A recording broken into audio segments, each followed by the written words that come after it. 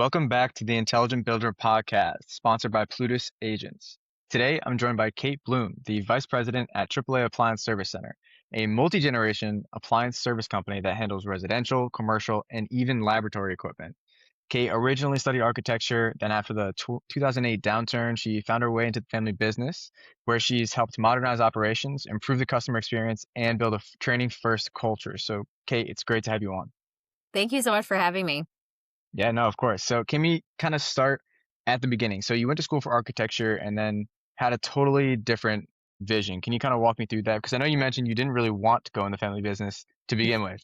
So what changed there? No, I was the first child and I was very, very focused and driven. I was taking architecture classes in high school. I really, really had a passion for it. I wanted to be a Disney Imagineer. So I wanted to do that and I was dead set on it. So I went into architecture at the University of Illinois, Urbana-Champaign. And then I got out. I started doing retail architecture, actually. So I worked for some large corporations like Crate and Barrel and things like that. In '08, a lot of architects either got laid off or just wasn't any work. And the type of work that we were doing um, was not what we got into the industry for. So a lot of my friends and co-graduates, we left the industry and kind of found another place for us. So in about 2010, my family was like, "Hey, like we need to hire somebody that knows math and can do art and help us with marketing." And I was a newlywed at that time, and my husband had different opportunities, and we kind of were like, well, he got a promotion. We were going to move across the country, and it was a good opportunity for both of us. So I had the privilege and the blessing of having a family that was willing to support that. And so that's what we did. So we moved to Atlanta, and I set up the company from where it was in 2010 to in 2011. We were able to move, and everything went from basically paper into even in 2010 was very much paper based, and took it to a company that could withstand the technology and remote workers and different things like that. Yeah, no, thank you. That's a great explanation of your past. So I know your role has definitely evolved a lot since you started in the family business, but could you kind of run through that family business setup for me? Because I know your dad's still at the helm, but then could you kind of do what your dad's focused on versus your day to day? Yeah. So my dad got dragged into the company from his dad basically when he was 12. So he was handed a screwdriver and said, "This is what we're doing." So he is still that. He is very much in touch with the customers, has a very personal relationship with a lot of his clients. And he does everything that he can to help them one to one in the field. So he's very different than a lot of other company owners in our industry, where they kind of step back, they sit behind a desk, or they're investors, business owners that have never fixed an appliance and don't know what it's like on the appliance technician end. And he's still out there. He's still in the field. He does the repairs. He works with his clients. He trains other technicians on what to do. So he's very hands-on when it comes to that. I am his back person. So I handle all the back of the office stuff. And then he and I work together on the strategic planning, on the finances, on, where do we want the company to go? And then working with our team to build our team and then help support them to get to them to where they want to go. Gotcha. That's really cool. He's still so hands-on in the business as the owner. But I think you have the more fun job, the figuring out the systems and processes and stuff. Definitely a Yes. little bit more interesting at times. I know you're in It's so not many as different, dirty.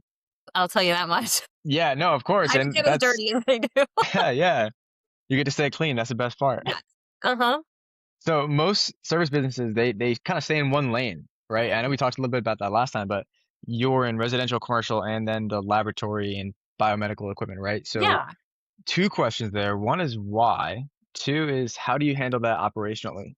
Yeah. Oh. So there's actually kind of an interesting story behind that. The company was actually founded by my grandfather and my great uncle in Kansas City. And they basically started working at schools. And at schools, you have a school cafeteria where you have all these commercial grade equipment. And then you also have the home ec department. And the home ec department has your residential type of appliances, your ranges, your ovens, your refrigerators, things like that. And they had the school be like, hey, can you work on all of these things? And they're like, yeah, why not? It kind of made sense. So that's kind of where it started, was just working for schools. And that's still one of my dad's favorite clients, is like the school systems and the schools that he gets to work at. And like my sister is a high school math teacher, so we really want to pay it forward to the teachers of the community there. But that's really how it started. And so we have a very different mindset, I feel like, in the industry. A lot of companies in our industry are very siloed. So they'll do it strategically, but I think at a disservice to the client and their staff. So oftentimes what'll happen is they'll say you'll have a technician that can work on laundry, and they're a laundry tech. They don't get cross-trained on dealing with the refrigerator or the dishwasher and things like that. So it's a disservice to the customer, because if he's there working on your laundry, but you're like, hey, my ice maker is leaking, you don't want to have to then schedule another appointment and take time off and all that stuff to coordinate another technician to come out. Where our technicians, we want them to be able to come to your home once and take care of anything. And that way you have a point of contact and you have a relationship with that person that you can depend on. And a lot of other companies don't do that, where they'll silo the technicians, and then the company and the customer service is lacking, because then you have to kind of schedule for all these different things. And we actually think that that actually is a disservice, not only to the customer, not only the technician and their own skill set and them growing as a professional, but also for us operationally. It doesn't make sense for me to have to send 2 technicians out when I can send 1. So logistically, it also doesn't make sense. So that's how we look at it. And then we look at our technicians to cross train. So that way we're giving them an education. So that way, if we go to, let's say, a school and they have, a reach in refrigerator cooler system that has like 3 doors or 4 doors, and then they're also having an issue in the kitchen of the lounge for the teachers, and their dishwasher's not working or their refrigerator's not cooling, we want to be able to help for both. And that goes for even hospitals, where you have like a laboratory at Northwestern, or those types of facilities. They're gonna have your standard appliances for the people that work there, and you're also going to have the laboratory equipment for different things. So we try to not only be there for our clients, but it also helps our technicians be able to grow professionally. Yeah, no, that's great. That's absolutely the best path to take there. A very unique story too, as to how that kind of came about, how you have that widespread reach in the appliance area. So how do you build that kind of lineup for, I guess, the technicians that you hire so that they can do everything? There's not the dishwasher guy or fridge guy. Because then we talked about tradesmen are very hands-on, right? So I'll watch this video and learn doesn't really work. So how do you go about training those people? That is the biggest challenge in our industry. It really, really is, because I think the way that standard education, especially for those parents that had to deal with the COVID situation at school with their kids, I feel like so many people got diagnosed with ADHD after that, because you're sitting in front of a screen and the kid just it's not a good situation. And most of the people that go into industries like car repair, you're an auto mechanic, or an HVAC technician, or any of those types of industries, more often than not, they're people that might be neurotypical, or they might be people that just didn't do well academically. So they didn't feel like they could go to school for, to become a lawyer or to become a doctor or something like that. So these are people with very different learning abilities, and they're not going to learn in an environment where you put them in front of a screen and they're going to take notes, or they're going to just regurgitate the information. They're kinetic learners. They have to get their hands on it. So we oftentimes will partner with, a different vendor which we've got some really great vendor partners that supply us with parts, but they will also help us get equipment to work on. We work with several manufacturer partners where they will do training, where they'll come in. We've hosted training for other companies too in the area where we have the equipment on site and we will let anybody come in to get their hands on it, to look at the new stuff, to test out the different things, get their hands on it. Unfortunately, there's some manufacturers out there that just do not allow that, do not permit it. So we kind of have to deal with those videos as best as we can. And we do a lot of cross training with experience. So we will have like a technician go out with another technician and do it hands on with supervision. So it's not like somebody's going to come to your house from our team that doesn't know what they're doing. We never want to do that. But we're definitely going to give them that exposure as much as possible and to their own level of ability, but also their level of interest. Sometimes we have technicians that really don't want to learn commercial, or they don't want to learn laboratory, or they don't really want to do sealed system repairs. And they don't want to. So we're never pushing them for anything that they're uncomfortable doing or they feel unsafe doing. But we want to make sure that that they're never thrown into situations that they're not trained on. So we try to give them as much exposure as we possibly can. Yeah, definitely. I mean, that's the best approach you could really take there is playing to their strengths. So doing Hmm. what you can to have them hands-on, really learning what to do. And you mentioned COVID, and I know we talked a little bit about that last time Hmm. too, is you had everything set up so you could still operate and work Yeah. during COVID because you put in the electronic processes already. So Yes. how did that work? How did that help you maybe versus competitors who couldn't work? What were some of those early decisions you made to allow that to happen? Yes. So some of the just software. So you've got lots of different field service software that's out there. And whether there's some ancient software out there where it's DOS based or you're remote desktoping into situations, which I don't advocate for. It's very unsecure, but there's a lot of secure options out there now that are like SaaS software and SaaS options. But that was newer to our industry, even, around COVID. So the platforms that we had, I was very much an advocate of software that was a SaaS software. So you're web based, you're not having to install a software or remote desktop or host an entire server on site somewhere, or need an IT staff. So it was minimized our overhead completely. So it reduced our costs, our operating costs. Administrative costs, things like that. So it was a lower cost overall. It was a lower liability. It was a lower risk. And we were also able to do things remote. So we were able to have the technicians in the field and not have paperwork coming back from the technicians. Everything is on an app. Everything is on, a tablet or a phone or computer, that anybody can access to wherever they wanted to be in the world. And to allow for scaling as well. So if we wanted to have technicians in any state in the country, we really could because they have an app they can connect at any point to get their route and their schedule. So we had implemented that type of software prior to, oh geez, probably in 2016. We were on SaaS software. So that was one thing.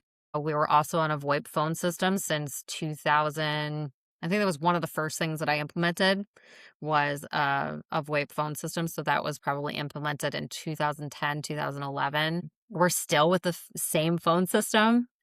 We've never changed. It's just grown with us. So we have no qualms with that. And that allowed us all to work remotely and to communicate remotely. Whether it was the technicians or the office staff, we could work anywhere we wanted.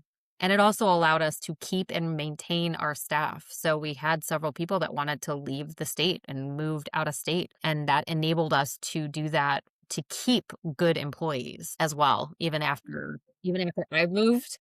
We had several people want to do that, and that enabled us to do that too. Yeah, that's awesome. That's great you were able to find those systems early on that really work because there's a lot of systems, kind of like you said, there's a lot of software in the construction and just trades industry in general. Mhm. And a lot of it is copy and paste, I feel like. So it's just the businesses having to adjust to the software versus you found something that works for your business. And you've been implementing this system for about 15 years, switching off of that that legacy brand you kind of had. So Mhm. what's one change that felt obvious throughout these 15 years, but was pretty difficult to implement? Any software change is a huge undertaking, huge undertaking. One, just the prep and setting the system up to fit, because you're always going to have to mold yourself to the software. And a lot of people fight that, where they look at the system and they're like, no, I want to do it this way. There might be a reason that the software doesn't do it that way. So sometimes you have to kind of bend a little bit and work within the system. So making those adjustments and making sure that you're making the necessary changes to your operations to streamline your processes that coincide with the software versus fighting against it. And I think a lot of people make the mistake of fighting against the system instead of working with it and leaning into it. So there's always going to be a learning curve, always. And, so not only a learning curve, but it takes that extra time to set it up correctly and then train your staff. And I always say that you might think that it's going to take a month, triple that. It's going to take 3 because you're going to have the legacy from the past that you need to make sure that you're resolving. There's a lot of people like turn the switch on and off, but there's still going to be stuff that's either still open or hasn't been finished or hasn't transferred, or certain things that don't transfer. So you might transfer the customer database, but then all the files that were attached to that customer file has to be manually transferred. So you have to look at all the different possible aspects of it and then delegate that correctly to make sure that everybody's involved in that process. And then you work through the training and following up with making sure that it's a regular period of following up versus just doing one training and then being like, everybody knows what they're doing. That's not a thing. So making sure that there's regular touch points, making sure that you practice and practice and practice before you go live. So Yeah, no, you're absolutely right that that's implementing technology and systems. That's always going to be a long process. It needs to be a long process so it can mhm, go right, which is kind of why I feel mhm, like rather than businesses always having to mold to the systems, I think it's becoming more out there now that you can kind of build things on your own, kind of custom yeah, systems, custom CRMs and softwares to help you out. So I think yeah, that's going to become a larger thing. I bet construction is going to be and you know, remodeling appliances is going to be the last to adapt that just because of the way the industry is. But that's going to be an interesting thing moving forward. But there was a great analogy you had on our last conversation was that teaching new tools is kind of like teaching a new language. And you made yes, an analogy to tennis, which I know you love to make sports analogies because you play tennis. yes. So could you kind of unpack that for me in terms of de-learning those old habits? Yeah. So we switched from one software that we had for a really long time, at least 10 years. I want to say we were with them. And then we did a transfer. It's very uncommon for even the same thing to have the same terminology in different systems. So one system might say job, the other one's going to say work order. One will say project, the other one will say something else. So it is very common to things might look visually different, but even the terminology, the words are going to be different. And oftentimes we have, there's a thing in psychology where we think in pictures, but we speak in words, a lot of assumptions that are made in translation. So a lot of times when we're explaining something, we don't quite explain it the right way, and then there's a misunderstanding.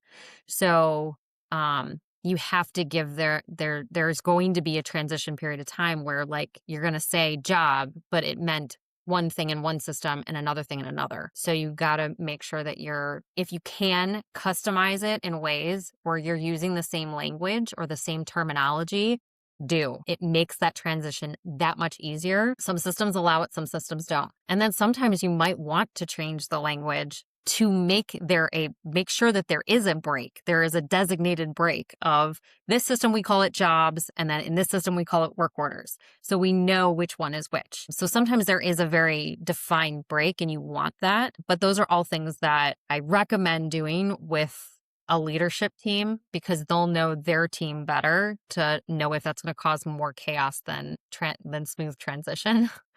um, but yes, it's very much like we start to operate almost Your body kind of takes over when you're learning a new thing. Sometimes you have to unlearn the bad habits that you learned previously. So, like in tennis, sometimes you might start out with one coach and they're going to teach you just have fun and let it go. And they kind of let you get away with bad habits because it works. And then you work with another coach to move up to the next level. And they have to kind of deprogram you in bad habits to get you conditioned to be able to move forward. So sometimes there's always going to be, and sometimes it depends on the person because of what habits they had in the last system. So if they had bad habits in one system, they're probably going to translate those same bad habits to the new system. So you have to make sure that you put things in place to make sure that you don't bring those bad habits over. Yeah, definitely. That's great advice. And going along with that awesome tennis analogy, what do you think are some of the bad habits in the, I guess, service operation, service industry that maybe they don't realize are costing them? Um, Notes and communication are always a thing. So just like with emails and text messages and different things like that, I think that if you're, especially when you're trying to communicate with each other, the lack of communication, not including notes at all, or the types of notes that you put in, you want to make sure that you give them examples of what it should look like, not necessarily what it shouldn't look like. It's kind of when you learn how to ski, you look at where you want to go, not the trees. Because if you start looking at the trees, you're going to hit the tree. It's that kind of thing. So giving people a framework of what it should look like and what you want it to look like instead of don't do this kind of thing is always a good thing for leadership to do to make sure that they're breaking bad habits. That is really good advice. I posted about something similar on LinkedIn recently, just about giving the simple, direct instructions. Don't overcomplicate it because then they'll just get confused or stay with Mhm. those bad habits that they've been doing the whole time. Yeah. So you've obviously learned a lot and you know a lot about process change, process improvement. So over the last maybe 5 years, what are some things you do differently than you did, say, 15 years ago when you're rolling out these new changes? Wow, great question. Because there's a lot. When you do this enough, or when you try to take something very different and you're gonna do things differently from the time that you did it last time. You're gonna learn. The things that I definitely do differently is that I've learned the hard way is that I will have there's a difference between breaking down the project in time brackets to where I will do kind of one large scale kind of coordinated launch, like a product launch, and then have regular touch points. So it will be like I will touch on it every single day with every person in the company. It's on a daily basis. And then once we kind of see that we've made progress, then we start to reduce the frequency of that. But we're always touching base with every single person because there's a significant difference between, different people that have different technology. You might have somebody that's in their 60s and learning computers and software is another foreign language for them. And you've got somebody that is in their 20s and they've known this language since they were in diapers. It's very different. So there's going to be a different learning curve, and you have to know the people that have that different learning curve and give them that grace, not judgment, but grace. So you might need to meet with one person every day for a month for them to get it. And then the one person, you might have 2 meetings with them and they got it and you're done. So you kind of have to make sure that you're following along with their progress in implementing it, or you will have to deal with the consequences on the back end eventually anyway. So I definitely don't blanket anything anymore where I really will look at how each person is proceeding. Before I used to do big launches where it was just everybody at once. And it was like, hey, if you have a question, you call me. Don't do that anymore. I follow up. I'm proactive about it where I will get it on my schedule and roll it out in that way. We also do things in phases. I don't bite off more than I can chew at any one time because that just sets everybody up for failure and disappointment.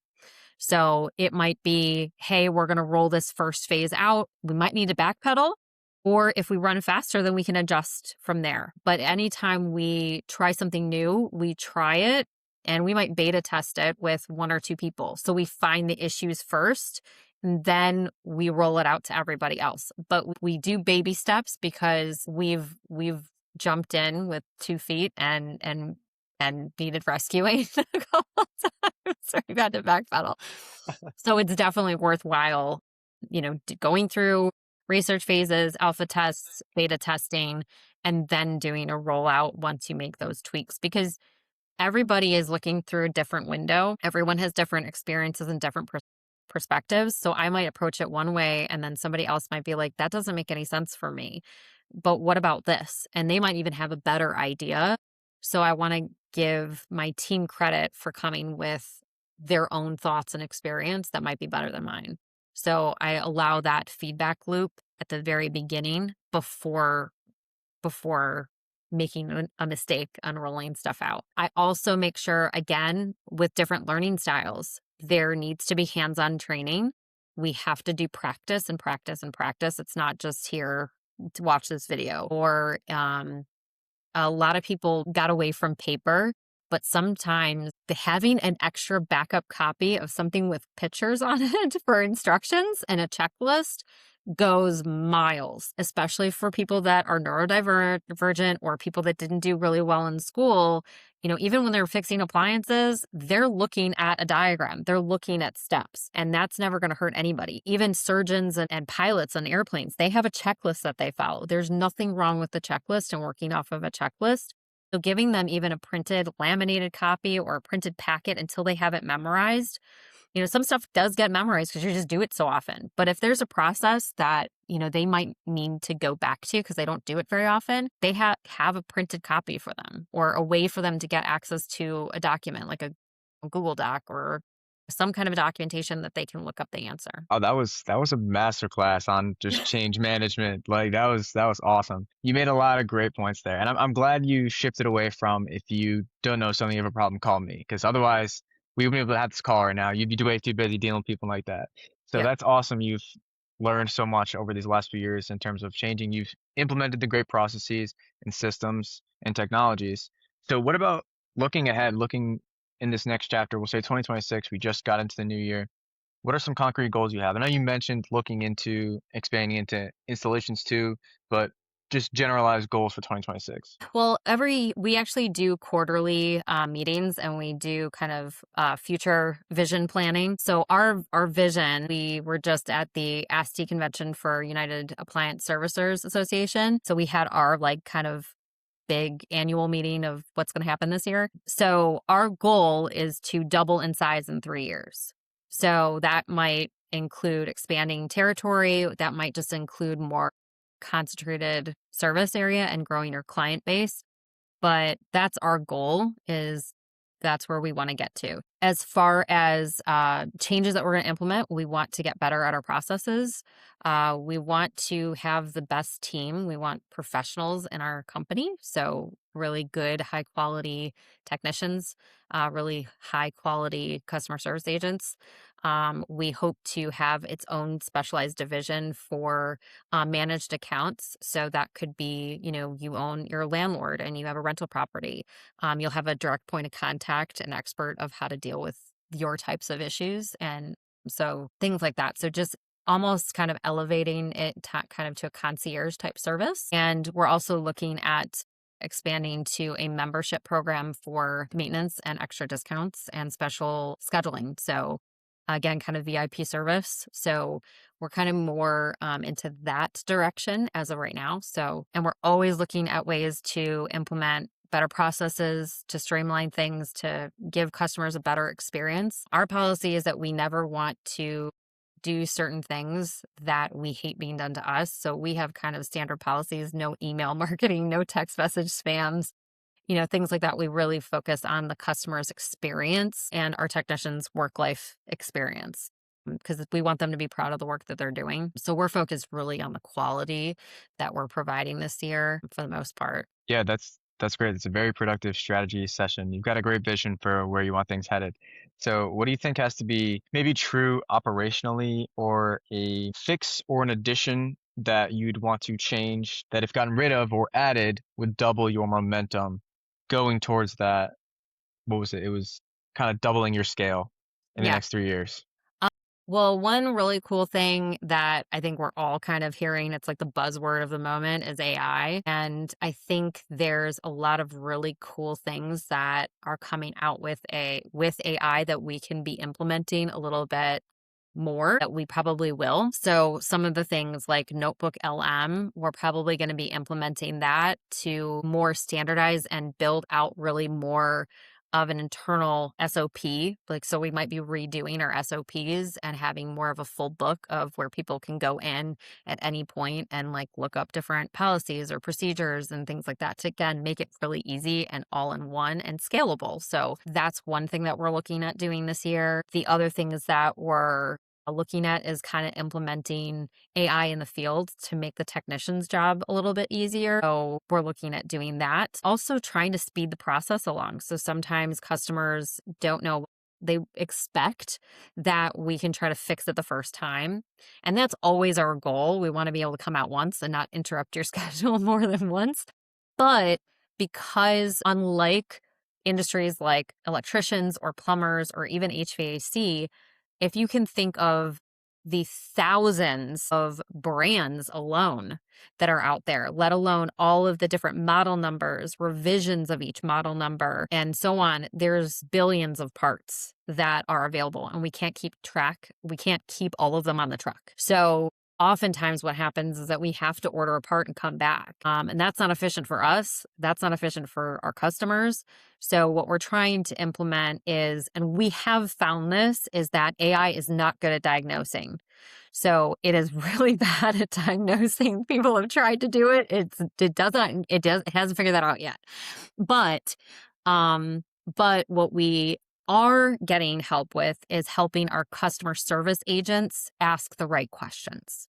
So we're starting to use AI to help our CSRs or train our CSRs to ask the correct questions to help our technicians know what to bring. We're trying to increase the likelihood of pre-ordering parts. So some customers are going to see a little bit of a difference, especially with warranty clients, where we're going to we might schedule out farther. So you might have to wait a few more days, but we're really trying to make sure that you don't have to see us multiple times. You can see us once and then that's it. Yeah, no, that's all awesome stuff. I love that you're kind of trying to get ahead of the AI implemented into the business. You've thought of many, many ways where it can really help you out and Yeah. where it can't. That is super key too, Yes. is where it can just add noise and complications to your Yes. processes, something you Oh, don't yeah. want. Yeah, absolutely. So I'll ask you one more question though, just because I know you went to that conference recently, kind of talking about the Mhm. industry.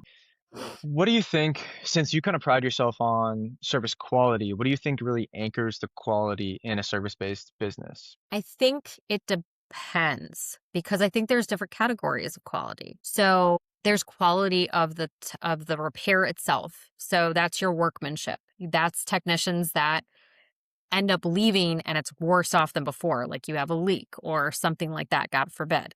So there's the workmanship. I can't tell you how many times I've gotten calls from other customers that were not ours that are like, oh, the technician that came here like broke all of these cabinets and tore off this whole thing. So there's definitely a thing in the industry where there's a workmanship quality. The other thing is communication quality. Again, a very common trend is in the industry, you will have a technician come out, diagnose the unit, take a deposit, and then all of a sudden they are gone. You never hear from them again. We continue to update you. We try to make sure that there's a significant level of transparency where we allow our customers to log into an online portal and they can see everything. So we don't ever want there to be confusion or mystery behind everything. We're updating our customers constantly. Not always the case, but that's also something that we've implemented in our processes. That is part of our automation. That is part of our software automation. That's a focus of us as a company, is to make sure that our customers are never wondering what's going on, where are we, what's happening. So that level of quality service and communication is a huge point that the industry in general doesn't always have a good reputation for. And then you might have brand quality. There is a difference in the length of, the duration of the appliance or the life of the appliance. One of the industry trends, and this is just a standard that people need to expect, is that what used to exist was you would have an appliance that you would buy and it would last for 10 years, 20 years, because you're not redoing your kitchen every 10 years or every 20 years, or maybe every 20 years. but it wasn't a frequently purchased option. Well, what happens in large corporations is you try to say, okay, well, how do I increase my revenue? Oh, well, maybe if we get another bite at the apple within that 10 years. And what if we update the technology and want people to buy them more often, like a phone? You've got your iPhone and you upgrade that every couple of years. Why don't you upgrade your refrigerator? Because it's got a TV in it. So they look at things like that, but they also make them not to last as long. So you will see oftentimes you have manufacturers that make appliances that are not going to last 10, 20 years anymore. They're not going to. They're just not. They're not made to. In addition to that, what they've also done to get another bite at the apple and to get more revenue is they started buying or selling extended warranties. So when you call to get service when your unit is out of warranty, they say, oh, well, you can pay us for a warranty service, or not a warranty service, they'll say for a repair, but they're selling you an extended warranty. So that's the next level. So that's kind of what the industry trends are happening in over the last couple of years, is that what you think you're buying is a repair or paying for repair from an Electrolux technician or an LG technician or a Whirlpool technician. And really they're sending the work order to us and you just bought an extended warranty. So there you go. Yeah, no, you're totally right in that there's so many different kinds of quality, different variations of what that looks like. And thank you for kind of laying all that out there because that's all some really great things to just consider in general Hmm. in the service industry too. But Yeah. thank you, Kate. This has been awesome. I appreciate you Oh, really my pleasure. talking about the human side of change and training and buy-in for habits and things like that, and what it takes to really maintain quality in a service business. So this has been great. But Thank you. before we close out, though, is there Mhm. anywhere people should connect with you? Maybe a website Absolutely. or LinkedIn you're active on?